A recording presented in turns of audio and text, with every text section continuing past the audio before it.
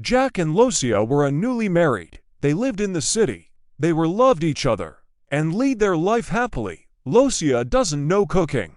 She always used to wake up at 10 o'clock in the mother-in-law's house. Initially, her mother-in-law used to cook for her also. A few days go like this. Jack doesn't scold her. In her mother's house, she was acting like this, so she couldn't change her routine suddenly. He understands that. Initially, Losiya struggles to balance her marriage life, but Jack always there to support her.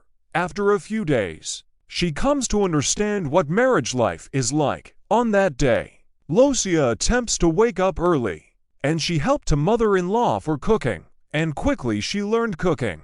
That day she feels better and happy. Afterwards, she does work properly. Jack and Losiya like bike rides. Usually they go on the bike everywhere. Jack applied for government exam, which is held on the after tomorrow. But his exam center locates 60 kilometers far away from his town. Jack wants to take Losiya with him. He wished to go in the bike, but his parents are not allowing him for long-distance travel in the bike, so he disappointed. Suddenly, he had an idea. His friend Edward home little far away from Jack's house. Jack calls Edward. He asks him a bike. Edward doesn't have work that time, so he gave his bike to Jack. Jack was so happy. He come and said to Losiya what were happening. Losiya and Jack got ready. Losiya packed lunch for both. They mostly avoid restaurant foods because they want to be a healthy life. Jack calls Edward and asked him to bring the bike little far away from Jack's house. Losiya and Jack walked some distance from their house. Edward came with the bike and waiting for Jack's arrival. Jack and Losiya came and saw Edward, and both have expressed their gratitude for his help. Following that, they went to the exam center. Jack asked Losiya to stay in the waiting hall, which was near the exam hall. Losiya said, "Okay Jack, best of luck."